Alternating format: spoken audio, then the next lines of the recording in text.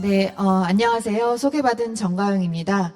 지금까지 앞에 연자분들께서 디지털 관련된 이야기를 많이 해주셨는데 저는 조금 다르게 신약 개발과 관련된 이야기를 해보려고 합니다. 그리고 신약 개발이 노벨상 수상 업적이 어떻게 활용되는지를 특히 여러 가지 노벨상 수상 업적들 중에 분자세포 생물학적 관점에서 이야기를 드리려고 합니다.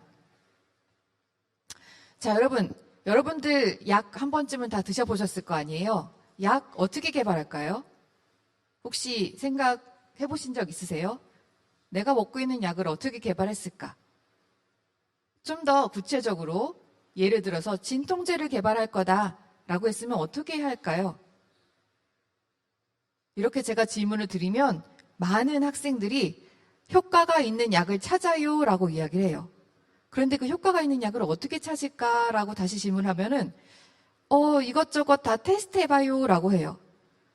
그런데 그렇게 해서 효과적인 약을 찾기는 굉장히 어렵겠죠. 우리 인류가 살아오면서 약은 인류의 기원부터 아주 필요한 그런 존재였어요. 그래서 항상 모든 사람들은 무언가를 섭취했을 때 이게 무슨 효과가 있구나를 계속해서 본능적으로 생각하며 살아왔어요. 그래서 예전에는 약을 개발하기 위해서는 경험에 근거해서 많은 경우 약이 개발되었습니다. 자, 진통제 같은 경우는 경험에 근거해서 무엇을 섭취했더니 아픈 게 낫더라, 진통 효과가 사라지더라, 통증이 사라지더라 라는 경험을 해야 했을 거예요, 우리 인류가. 혹시 여러분들 한 번쯤은 들어보셨을 텐데 뭔지 아세요? 섭취했을 때 통증을 억제해주는 그런 약물은 아니죠. 우리 자연에서 구할 수 있는 것 뭔지 아세요? 요즘 문제가 많이 되고 있는 마약, 아편입니다. 아편은 천연의 진통제예요. 그래서 인류가 아편을 복용을 먹으면 통증이 사라지네 라는 것을 경험을 하고 나서 그 다음부터는 그러면 아편은 저렇게 하나의 생약인데 저 안에 도대체 어떤 물질이 그 효과를 낼까라고 찾아봤더니 몰핀이라는 물질이 그 진통 효과가 있구나라는 것을 알게 되었고 이것을 토대로 마약성 진통제 혹은 몰핀계 진통제가 개발이 되었습니다. 이 마약성 진통제는 아주 강력한 진통 효과를 가지고 있어요. 그런데 문제는 이 마약성 진통제는 부작용도 같이 가지고 있습니다. 대표적으로 변비, 구역구토, 내성 의존성, 그리고 호흡 억제. 특히 호흡 억제는 사망에도 이를 수 있는 아주 심각한 부작용이에요. 그래서 심한 고통에 시달리는 사람에게 마약성 진통제를 투여하면 고통이 사라지는데 그 고통의 정도가 심할 때는 용량을 늘려서 사용을 하게 되고 일정 용량 이상 사용하게 되면 호흡 저하로 사망할 수도 있어서 더 이상 사용하지 못하게 됩니다. 그래서 말기암 환자들 같은 경우는 이 마약성 진통제로 그 통증을 조절을 하는데 마지막에는 극심한 통증을 조절하지 못하고 그러고 사망하게 되는 경우들이 있습니다. 자, 그래서 우리가 생각해 볼 것은 어떻게 하면 효과는 그대로 있지만 부작용이 적은 약을 개발할 수 있을까라는 거예요. 아까 보았던 부작용이 적은 약을 개발하기 위해서는 이제 경험에 근거한 것이 아니라 우리 몸이 이 마약성 진통제가 어떻게 작동하는지 그 작동 원리를 이해하면 부작용인 적은 약을 개발할 수 있는 전략이 나오게 될 것입니다. 그래서 간단하게 살펴볼게요. 진통 효과는 뇌의 영역입니다. 우리 뇌 안에는 신경세포가 존재하고요. 신경세포들로 뇌가 이루어져 있고요. 이 신경세포를 자세하게 보시면 신경세포의 세포막에 이 수용체가 있어요. 저 수용체를 우리가 아편 수용체라고 부르는데 마약성 진통제를 복용하게 되면 마약성 진통제가 저 주황색 동그라미가 수용체에 붙어서 수용체의 변화를 일으키게 되고 이 수용체의 변화는 궁극적으로 신경세포의 기능의 변화를 일으켜서 진통 효과를 얻게 됩니다. 자, 이처럼 약이 작용하는 우리 몸의 생체 분자를 약의 타겟이라고 해요. 이 아편 수용체는 몰핀이 작용하는 약의 타겟입니다.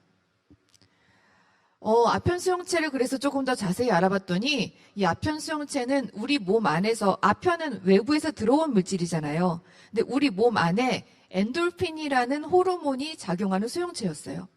여러분 엔돌핀 많이 들어보셨죠?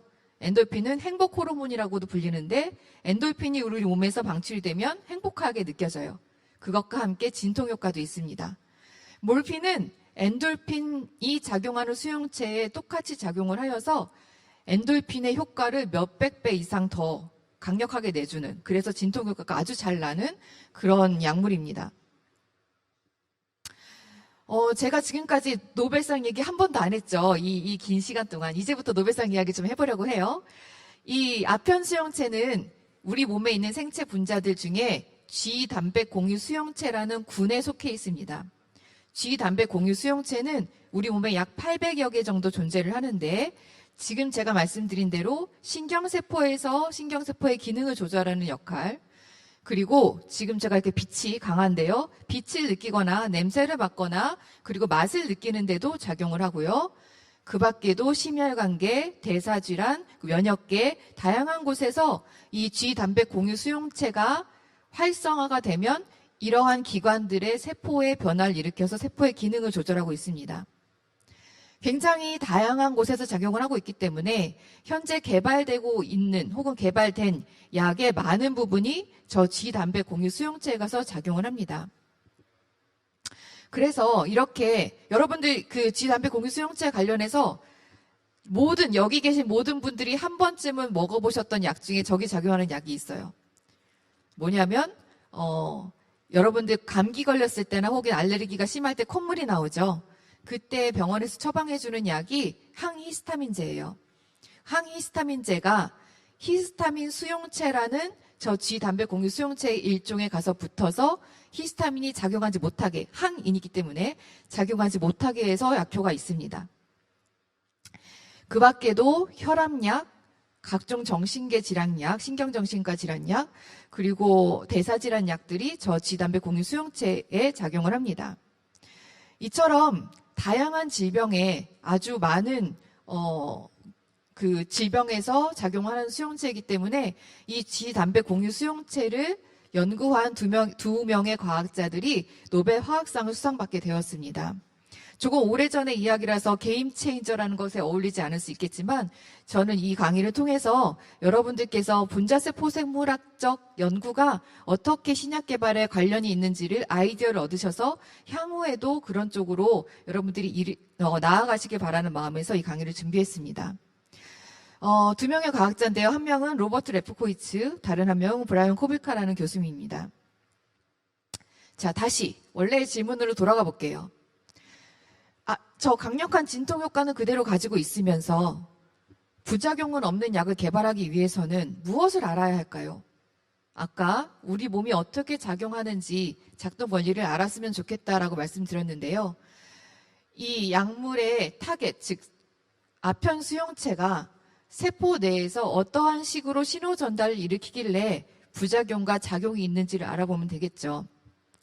자, 그래서 아까 보여드렸던 것과 같은 그림인데 여기 보시면 초록색 세포막에 있는 수용체가 있고요. 동그란 약물이 들어와서 수용체를 활성화시킵니다. 활성화된 수용체는 세포 안에 G단백질이라는 단백질과 결합을 하거나 혹은 어레스틴이라는 단백질과 결합을 하여서 세포 내 신호를 유발합니다. 그런데 여기서 G단백질과 결합했을 때의 효과와 어레스틴이라는 단백질과 결합했을 때 효과가 달라져요. G단백질과 결합하였을 때는 아까 말씀드린 작용이 나타나고요. 어레스틴과 결합하였을 때는 부작용이 나타나게 됩니다. 그렇다면 우리가 생각해 볼 수 있겠죠. 아까 말씀드린 부작용이 없는 약을 개발하기 위해서는 이 어레스틴이라는 단백질과는 결합하지 못하면서 G단백질을 활성화시킬 수 있는 약물을 개발하면 되지 않을까라는 전략을 세울 수가 있습니다. 자, 이 전략이 나오게 된 계기가 뭐죠? 세포 안에서 저 수용체가 어떤 식으로 신호 전달을 하는지를 알았기 때문에 이러한 전략을 세울 수가 있게 된 것입니다.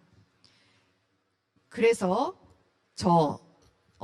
레프코이츠 교수님은 이러한 세포 내 신호 전달, G단백 공유 수용체가 세포 내에서 어떻게 작용하는지 세포 내 신호 전달을 연구하셔서 노벨상을 수상받았고요. 저 G단백 공유 수용체 이외에도 많은 세포 내 단백질들이 신호 전달 단백질들이 어떤 식으로 신호 전달을 일으키는지를 연구한 과학자들이 노벨상들을 수상하였습니다. 자, 그럼 이제 우리가 세운 전략을 갖는 약물을 찾아야 돼요.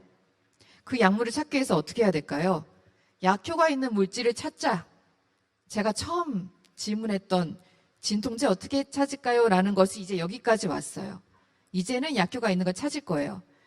부작용은 없고 약효가 있는 걸 찾을 거예요. 그렇게 하기 위해서 아까 제가 처음 말씀드린 대로 그냥 이러저러 물질들을 투여해보는 것도 방법이에요.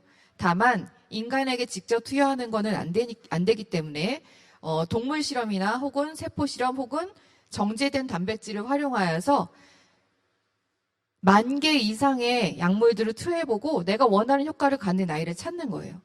그런데 이렇게 해서 얻어지는 결과는 굉장히 성공 확률이 낮습니다. 일반적으로 10,000분의 1의 확률이라고 해요.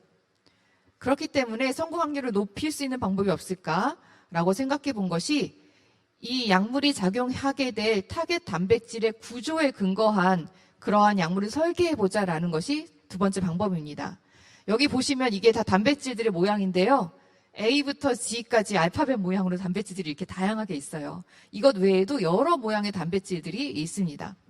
왜 모양이 중요하냐? 우리가 사용하는 모든 물건들 다 모양에 근거해서 그 기능이 있습니다. 비행기는 날개가 있기 때문에 날 수 있고 부채는 펼칠 수 있기 때문에 바람을 일으킬 수 있어요. 우리가 우리 몸 안에서 작용을 하는 많은 그런 단백질들도 고유의 모양이 있기 때문에 그 기능을 할 수가 있습니다. 그리고 그 모양을 잘 조절하면 우리가 원하는 효과를 얻을 수가 있어요. 그래서 타겟 단백질이 있고 거기에 작용하는 저 리간드가 약물이라고 생각하시면 되는데 거기에 작용하는 약물을 잘 디자인해보자 하는 것이 두 번째 방법입니다. 자, 그렇게 하기 위해서 어레스틴과 결합하는 모양이 아닌 G 단백질과 결합하는 모양을 찾아보자 라고 하여서 코베카 교수님께서 그 모양을 찾았고요. 지금 보시는 것이 이 단백질의 모양입니다. 시간 관계상 빨리빨리 넘어갈게요. 저 연구 이후로 이 아편 수용체가 다양한 약물과 결합된 구조들이, 모양들이 밝혀지게 되었고요. 이것들을 바탕으로 정말로 우리가 바라는 작용은 있고 부작용은 적은 약물 개발이 거의 목전에 다가왔습니다. G단백 공유 수용체 이외에도 다양한 단백질들의 구조 연구가 이미 노벨상에 많이 수여가 되어 왔고요. 또한 노벨상을 이 단백질 구조를 연구를 하기 위해서는 기술이 필요한데 그런 기술을 발전시킨 사람들에게도 이렇게 노벨상이 수여되었습니다. 그리고 지금은 앞에서 모든 분들이 말씀하신 AI가 또 이러한 역할을 하고 있습니다. 그래서 지금 노벨상을 이 분야에서 받진 않았지만 소개를 좀 해드리고 싶어서 가져왔습니다. 여러분 알파고 들어보셨죠? 제가 얼마 전에 학생들한테 알파고 들어봤냐고 했더니 초등학교 때 들어봤다고 하더라고요. 저는 되게 바로 얼마 전 같은데 한참 전 일이었어요. 어쨌든 딥마인드라는 회사에서 알파고를 개발했죠. 근데 그 회사에서 사실 궁극적으로 하고 싶었던 것은 인류에게 도움이 되는 일이었어요. 그것이 바로 단백질의 구조를 예측해보자. 그런 의미에서 알파폴드라는 프로그램을 개발하였는데요. 이게 나왔을 때 It will change everything. 그리고 The game has changed. 우리 제목이 게임 체인저잖아요. 게임 체인저가 나타난 거예요. 이 단백질의 구조를 활용한 신약 개발 연구에 있어서 실험실에서 그 구조를 밝히기 위해서는 아주 많은 노력과 시간과 에너지와 돈이 필요했는데 이 프로그램 하나로 그냥 컴퓨터에서 제가 오늘 아침에도 쓰고 왔거든요. 단 5분 만에 단백질 구조가 예측이 되더라고요. 그리고 또한 이 회사에서 데이터베이스도 구축하여서 지금 여기 99만 2,316개의 프로틴이라는데 아마 지금 더 많을 거예요. 이렇게 수많은 단백질의 구조를 미리 예측하여서 데이터베이스화 구축해 놓았습니다. 그럼 이 데이터베이스를 활용하여서 과학자들은 무엇을 하느냐? 이미 단백질 구조가 예측이 됐으니까 저단백질 구조에 맞는 약물들을 잘 찾아서 거기에 잘 들어가나 설계해보고 맞는 약을 골라내는 일을 하면 돼요. 자, 이처럼 제가 고전적으로 분자세포 생물학적 기법을 사용해서 노벨상을 받은 그런 연구도 말씀드렸고, 또 그 연구가 되게 고전적이지만 지금도 잘 활용이 되어서 지금도 신약 개발에 아주 활발하게 활용되는 걸 말씀드렸고, 또 미래에는, 그리고 지금부터 미래에는 실험실이 아닌 컴퓨터에 앉아서 약을 개발하는 그런 날도 오고 있다라고 말씀을 드렸습니다. 그리고 이 모든 게 이제 여기 계신 여러분들이 많은 것들을 또 바꿔나가실 것 같아요. 그래서 여러분들이 우리 과학계를 이끌어갈 인재가 되시길 바라고요. 제 강연 여기서 마치도록 하겠습니다. 감사합니다.